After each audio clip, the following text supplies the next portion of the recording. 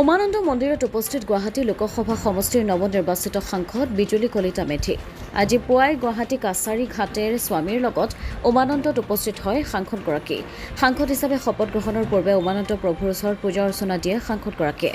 প্ৰধানমন্ত্ৰী মোদী আৰু অসমৰ মুখ্যমন্ত্ৰী ডক্টৰ হিমন্ত বিশ্ব শৰ্মাৰ নেতৃত্বত আগবাঢ়ি যোৱাৰ দেশৰ লগত ৰাজ্যৰ ভাল ভাল কাম কৰি যাব পাৰে তাৰ বাবে প্ৰভুৰ ওচৰত সেৱা লয় সাংসদগৰাকীয়ে। উল্লেখযোগ্য যে সাংসদগৰাকীয়ে 18 জুন তাৰিখে সাংসদ হিচাপে শপত গ্ৰহণ কৰিব। আজি বাবা ভোলানাথৰ শ্ৰীচৰণত সেৱা জনাবলৈ মা চৰণত সেৱা জনাবলৈ আজি উমানন্দত উপস্থিত হৈছোঁ।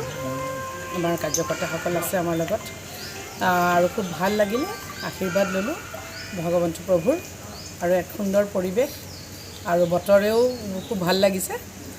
গতিকে খুব ভাল লাগিলে আৰু ভগৱন্ত প্ৰভুৱে সকলোকে কৃপা কৰক, সকলোৰে মংগল হওক।